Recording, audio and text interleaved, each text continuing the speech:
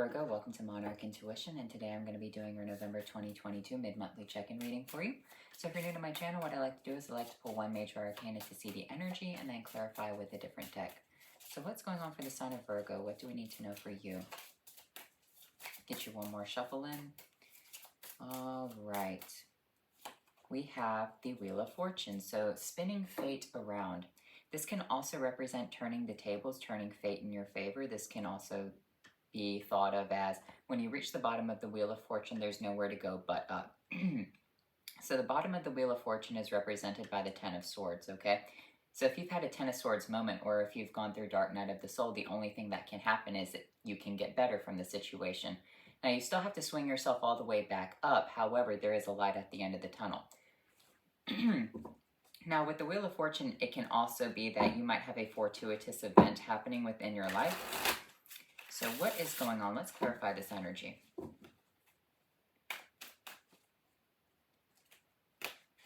going to be using the Revelations Tarot. This deck does have reversals in it. We have the Tower in reversed. We have the Judgment in reversed. And we have the Seven of Wands upright. Here's the thing, Virgo. What I'm seeing for you is that you're holding on to a situation. You're acting like it's all okay. You're pushing back. So with the Tower in reverse, here's the thing. The Tower's already fallen. Like, there is nothing that can be salvaged from this situation. And that's a good thing. You don't want to be there when the Tower is falling. So I believe something in your life has crumbled down to the ground and you're looking at it. Now, here's the thing with this Judgment energy. Judgment is in reverse. So you're not wanting to make a Tower call on this situation or a judgment call. You're wanting to sit there and say the Tower hasn't fallen when it's very clear and it's very blatant that the Tower has fallen. All right. You're standing there with the Seven of Wands pushing back against the situation saying, no, this tower will regrow and rebuild itself. But here's the thing. Why would you want to build this tower in the same spot where it fell? Obviously, it had a faulty foundation. Obviously, something was wrong with it because, you know, when a tower falls, there's generally something wrong with the integrity of the structure itself because there are towers that can stand for, you know, hundreds or thousands of years. So let's clarify this tower situation. What's going on here?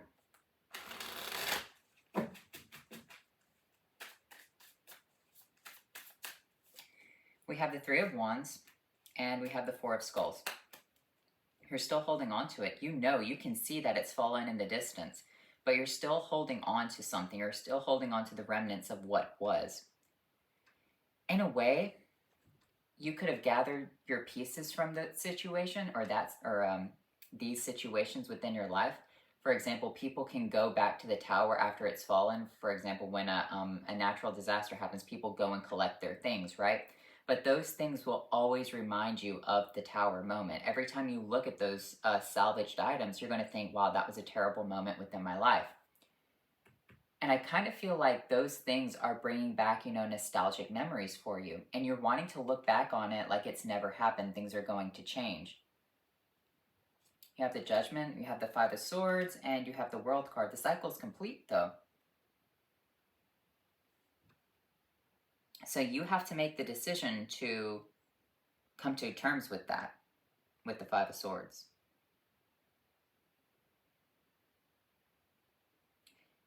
It's going to be difficult for you, especially if something bad happened to you, especially if you have to kind of blow the whistle, because that's what the Five of Swords can also represent, winning at all costs.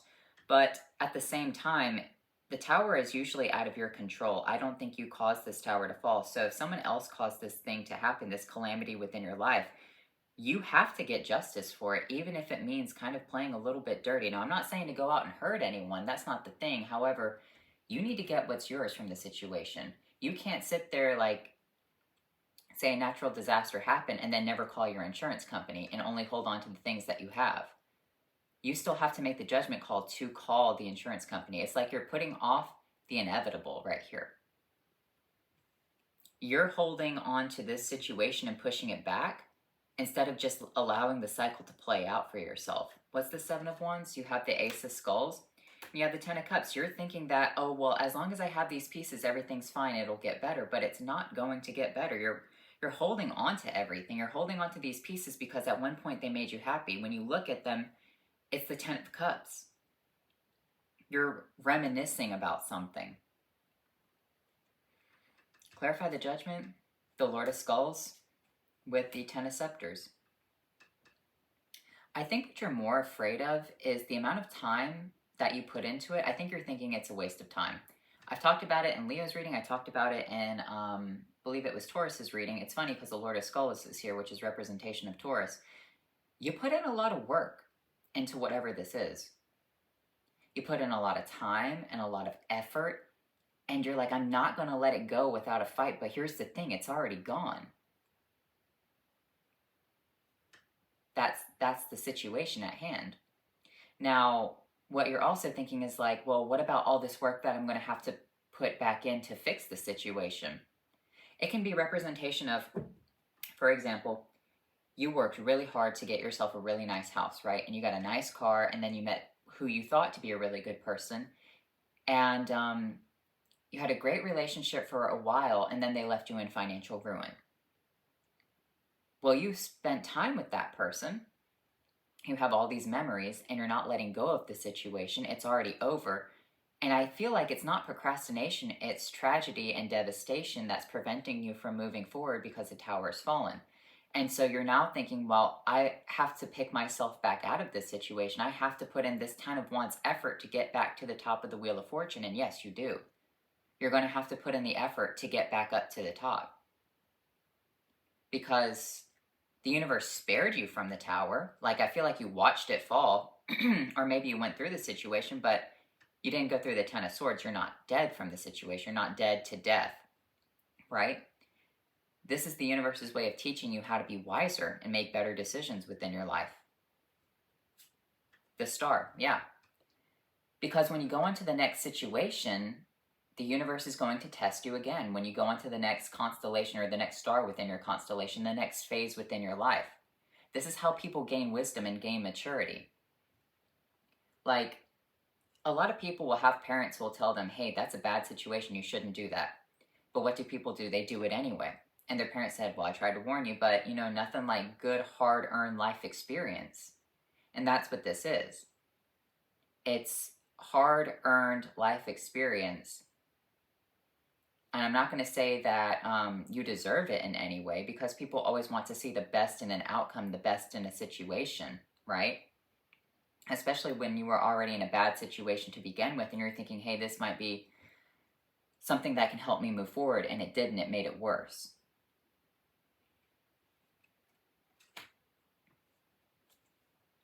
The Four of Cups. Now, you do have the opportunity to move forward, but you're not taking it seriously. I do see an opportunity from the angel to come to you, because that's what the Four of Cups represents, the angel coming out of the sky to deliver you a cup. But you're not taking it seriously. You're looking at the situation like, yeah, it looks okay. Yeah, it's fine. I'll do it when I gotta get to it. In the meantime, you're looking at all the things, and it keeps reminding you of the situation, and you keep, delaying blowing the whistle and making that call with the Five of Swords to complete the cycle that could ultimately help you, because the Wheel of Fortune and the world are basically the same thing. On the Wheel of Fortune, it says Tarot, and then the world, represents, it has the world with the wreath around it, representing the eternal loop. And in this deck, it's represented by a snake, so the Ouroboros. You have the Queen of Scepters. It'll make you feel a lot better once you do it, though. That's the thing. Is when you finally put your life back in order, once you finally get into the mindset of, hey, I need to fix this, and the only person who can fix this is me by doing what I have to do, you'll move into the Queen of Wands energy. The Wheel of Fortune again.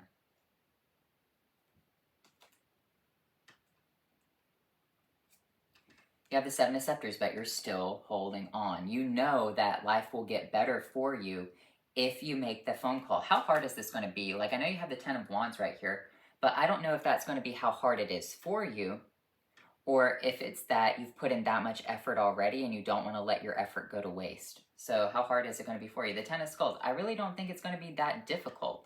It'll take a minute to do, but the Ten of Skulls represents a life of luxury. I feel like there is work to be done, but it's not the Ten of Wands, okay? This is already complete. The Ten of Wands represents that you're going through a back-breaking, like burdensome period within your life trying to complete something, trying to like drag these sticks from one place to another to build a house, but the house is already complete. With the Daughter of Grails, it's like minimal effort for maximum output right here.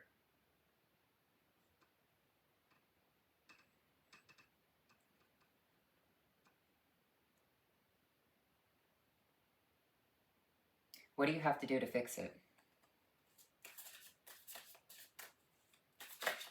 Yep.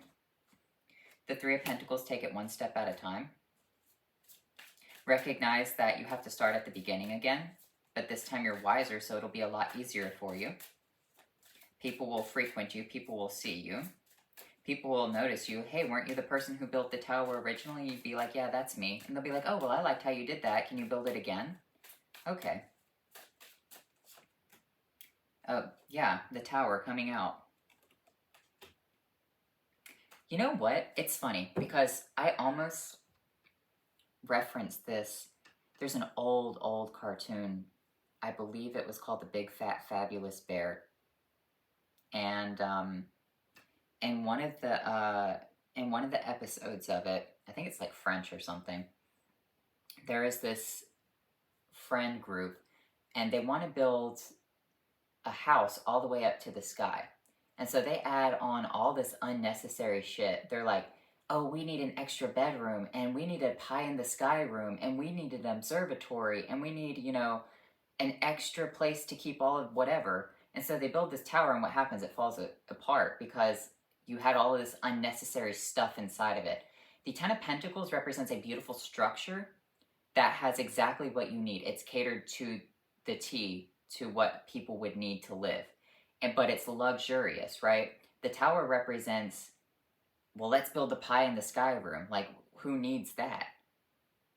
And I feel like that's the situation for you, is that you want to rebuild a tower again. But here's the thing. You want to put in all the unnecessary effort and all the unnecessary things that caused the tower to fall within the first place. So this time, all you need to have is the bare essentials and the bare minimum. Yes, it could be luxurious. It could be like, think of it like this. There are millionaires out there who have 27 bedroom houses that span over like, you know, a mile worth of land. And they have like all this stuff underneath the house and all this whatever, you know, like 4 parking garages and 6 tennis courts and X, Y, and Z.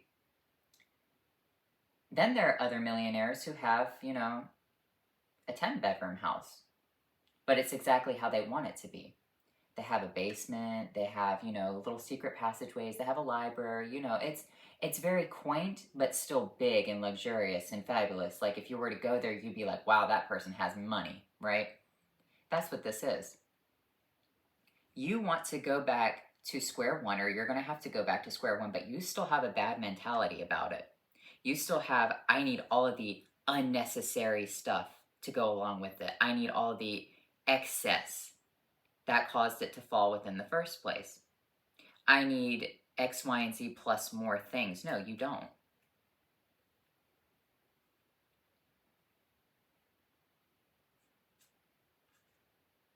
The Page of Knives with the Hermit.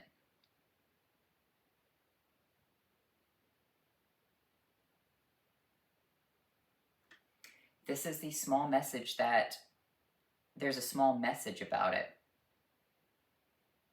The small message is the Lord of Knives. So the small message is actually a very big message. So there's something deeper here that I'm probably missing. So I'm going to clarify that. The Two of Cups.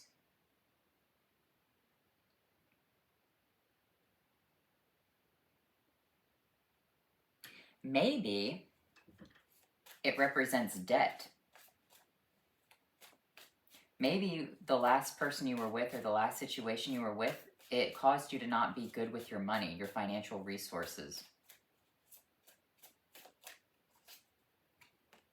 The Daughter of Scepters, being glamorized by little things.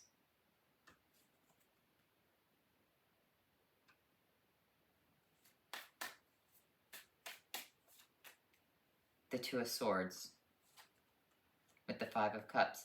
Yeah, being glamorized by little things, thinking that they're going to make you happy, but in the end they kind of leave you lackluster, and you don't know that when you first have it, because impulse buying is, always fun to do. For example, most of us grew up in a time period when we had to use CDs, right? And CD players or tape cassette players or things like that. But now they're like, I know people who have Spotify Premium, whatever. They have Apple Music, they have YouTube Pro, or the YouTube Plus, whatever it is. They have Netflix, they have all these streaming things like Crunchyroll and Hulu and whatnot. And it all sucks away your resources. That's a lot of money a month. A lot of people don't realize that. They're like, well, it's only $120 when you add it all up. Yeah, that's $120. Like, that's a lot of money. All these unnecessary things keep you stuck. And I'm not saying that you can't have, nice things, because here's the thing. There are some people out there who don't mind spending money on the essentials. Okay? Like, I know people who'll do Shein clothing hauls. They'll get a lot of Shein clothing. And they'll be like, well, I can get, 50 different items for $130. And I'm like, or you could get quality made products for $130. You wouldn't get as much, but ultimately it's going to last you longer over a period of time, and it's not going to kill you. Because, like, Shein has a lot of lead inside of it. They got in a lot of trouble for selling clothing that had, like 200 times the amount of lead inside of the dye than it was supposed to have.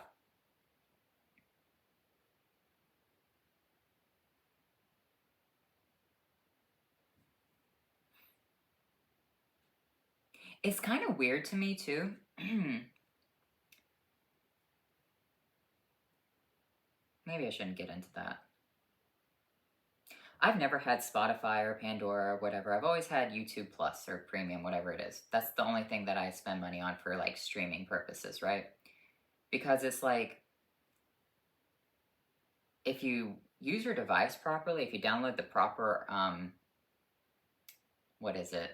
Like Safari or Firefox, Chrome, YouTube will play in the background, especially if you've paid for the service. And so all you have to do is make your own playlist of what you want to hear. Like, just add them to your playlist of songs, and is basically the same thing. Like, I don't get it.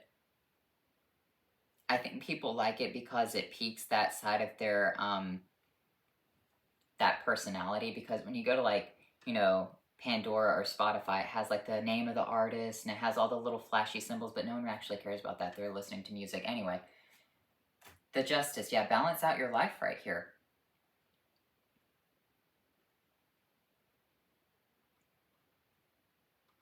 I talked about this a long time ago. I signed up for a website,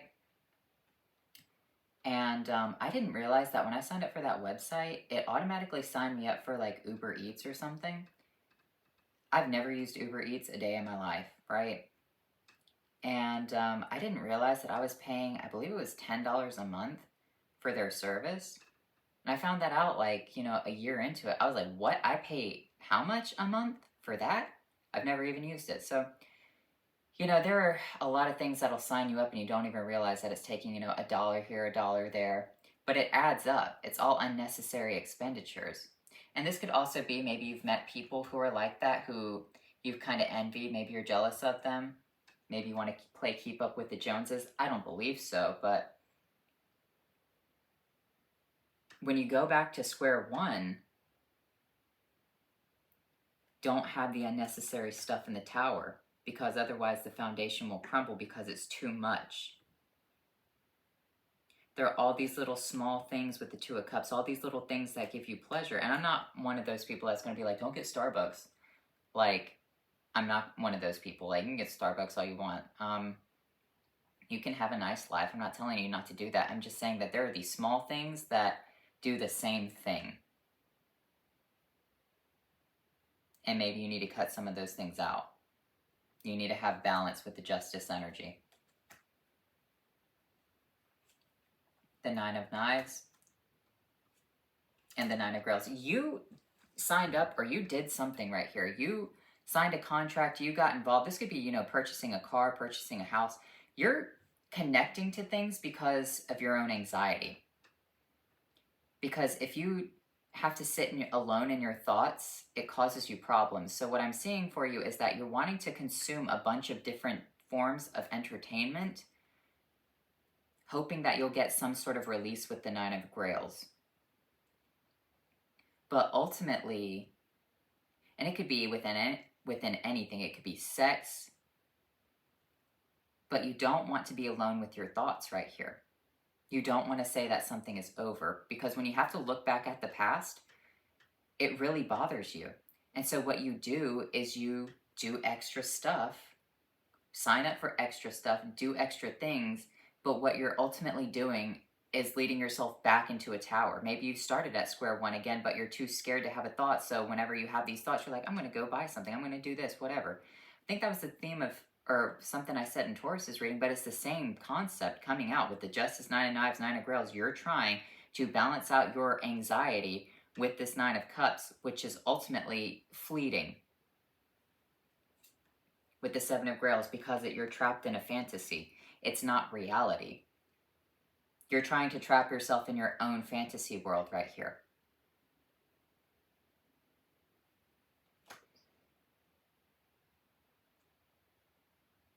So how do you move on from this?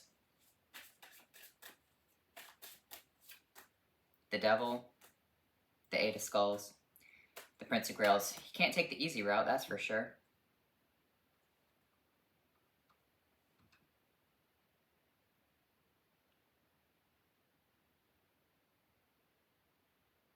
It can also represent you have occult knowledge and you can give it to people, like reading tarot online.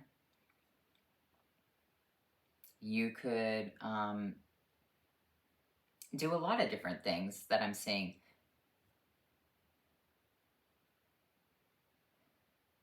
But don't sign a contract right here. I feel like you need to leave the devil alone. Anything that would cause you to sign a contract that would be legally binding with the justice system, I feel like you should try to move away from that and try to do it yourself. You don't need the devil, okay? But, you know, you could also start up a YouTube channel that talks about, you know, murder mysteries or ghost mysteries. Maybe you have an obsession with the macabre right here, and you can monetize that for yourself with the Prince of Grails. Like, here's the thing. YouTube, honestly, you can make money off of it, but you have to be consistent. Like, I don't have time, that's the problem. And, but I know a lot of people who upload consistently every day, and they make a lot of money for doing this. Maybe that's what it is. Maybe you can build your own way out of something. The Nine of Scepters with the Emperor. The Nine of Scepters means that you're worse for the wear, but you're still survived, and you can still turn the situation around into the Emperor status. You can still turn a situation to be the boss, the CEO, where people are going to look at you and kind of be fearful of you. You've taken a fall, okay?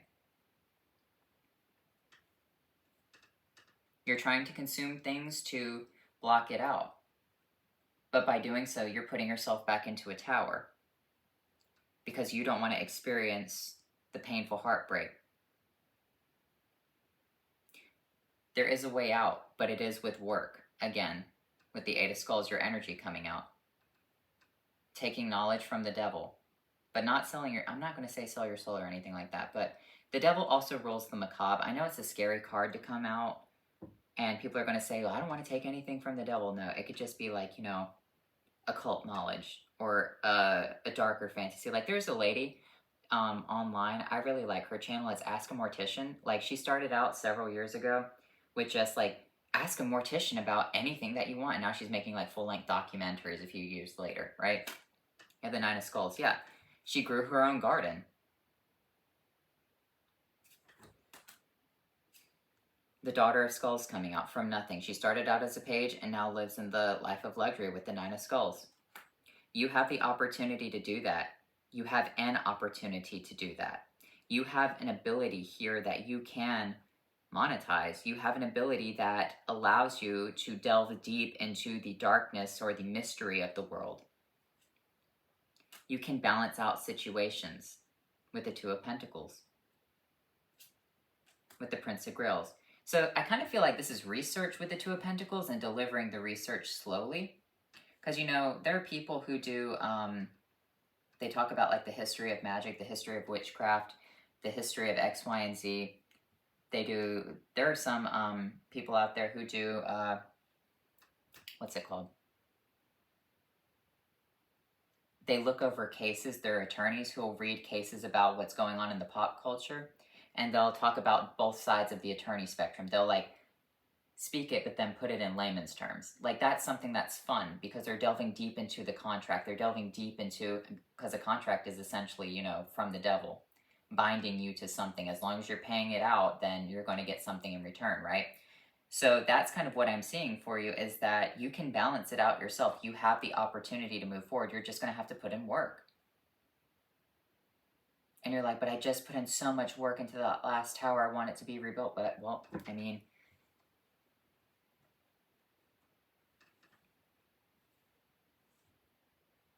I'm not making fun of you. I'm not, you know, trying to be a jerk about the situation. I don't know how to make it sound better than that. I mean, the situation, it is what it is. The cards are saying what they're saying. You have the Queen of Skulls with the Queen of Knives. But don't take the easy route. Don't sell your soul to the devil. Don't, you know, try to bind yourself to contracts right here that seem too good to be true. It's just going to be more Ten of Wands energy. That's the truth that needs to be spoken to you. You will have help here.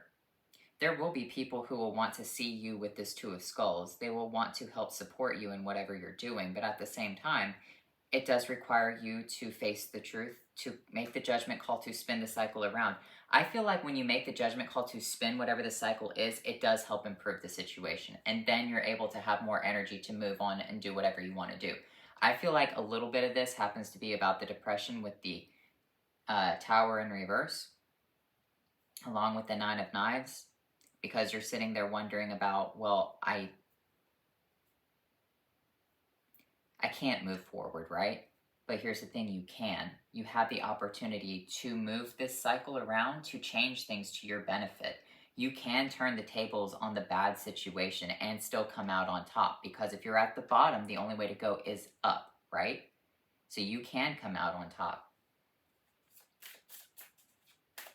But don't, you know, give your time into small little things. Don't do impulse purchasing. Don't consume a bunch of media that's not going to help get you anywhere. Don't, you know, go after this person and just have a fling with them, and then this person and have a fling with them. Like, you know, there are people out there who will suffer a devastating breakup, right? And then they immediately jump around from person to person to person who are toxic people. And they'll be in a relationship with this person for 3 months, and then this person for 3 months, and this person for a month, whatever. But they always have someone on the side. Instead of just looking at their darkness, instead of looking at the situation for what it is, they would rather consume all these small little Two of Cups situations instead of pushing themselves forward. Instead of facing the darkness, which is dark night of the soul, coming to grips with it and saying, okay, well, how do I move on from here? And you know what? It ultimately ruins their lives because they never go anywhere. Those people will still be doing the same thing in their 40s and 50s. Those people will still be going to the same dive bars. Those people will still be in the same type of bullshit drama that they had going on when they're 20s, during that first terrible breakup. You ever just seen those people who just don't do anything? You have Cosmic Blueprint and you have Blaze a Trail. This is the path for you. All right, so go down this path, change the situation, turn it around. Once it's turned around in your favor, once you face the music, once you face the truth, you do what you have to do with the Five of Swords, which is, you know, try to get justice for yourself. The tables will turn, and once again, I'm not saying to hurt anyone or anything like that. I just feel like there are legal avenues that you can use to change the situation.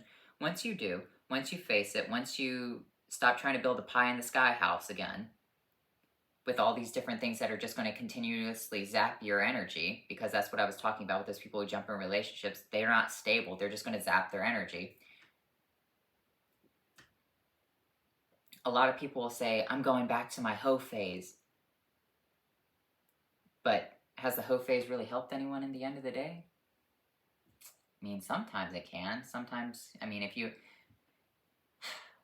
I know some people whose life turned around for the worst. They went to porn, but they did really well for themselves. But once again, porn is a business, and you have to learn how to run that business properly. You can't, it's not just about having sex, it's about managing your money. Yes, you get cash in hand, but you still got to pay your taxes. You still have to find jobs and whatever. Like, it's a business.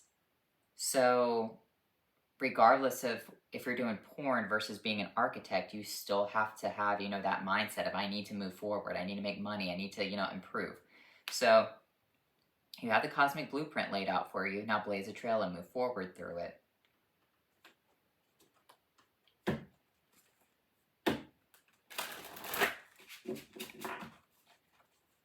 Let's look at your witch's familiar energy. You have retreat and you have determination. Yeah, retreat from the situation. If someone is causing you problems, if someone is throwing the Five of Swords at you too, if someone is mocking you, don't even try to get even with them. I feel like you have a way to do that yourself. Through your own determination, through your own skill, through your own craft of what you know, you can move forward. But you need to retreat from any type of Two of Cups situations. That's just going to be like, yeah, I'll be with that person for a month, or I'll buy this premium program, or I'll buy this, you know, little knick-knack that makes me happy for 2 minutes, and then I'll forget about it because I'll have a thought that makes me uncomfortable. Like, that's the situation.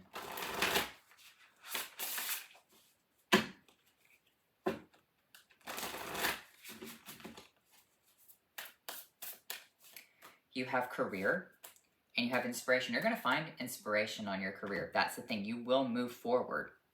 You will have career inspiration. It's just going to require you to put in that, you know, put in that extra time, put in like that extra overtime, whatever it is. You might think, well, I've done that so many years in a row. Well, I mean, if you messed up by getting into a bad situation, you're going to have to do it again. But if it wasn't your fault, karma will balance out the scales and you will have the opportunity to fix it for yourself. So I'm talking to two specific Libras right here. There are going to be Libras who are saying, this is not my fault whatsoever. Okay, well, I understand that. Then there are people who will say, who won't have an ego and say, yeah, I did kind of screw myself over and I'm looking for help to improve and I need to figure out how to do that. But I'm too scared to pursue it. Well, that's the situation, okay? This is what it is. This is the cosmic blueprint laid out for you. Let's look at your rune cards. Something will inspire you. I'm going to pull a card on that. You have Mana's Man, family, friendship, charitable deeds, the greater good, the self-transcendence and communion. You have Algiz, protection, courage, help from others, and good decision-making. I feel like when you get to the point where you're like, I can't do this anymore, there will be help for you. There will be someone who will protect you and who will help guide you. But just know that that person can't change your situation. It's just that they can provide us an emotional support. They can provide support and information on how to help you. They can give you the courage to move forward. The inspiration card, let me get you one card for that. You have the Hanged Man. Yeah, seeing things from a different point of view, a different perspective right here. That's what the Hanged Man represents. Yes, it can represent delays and stagnation, but ultimately the whole point of the delays is so that you can see things from a point of view that you never thought of before. So anyway, Virgo, I hope you enjoyed this reading, and I'll talk to you later.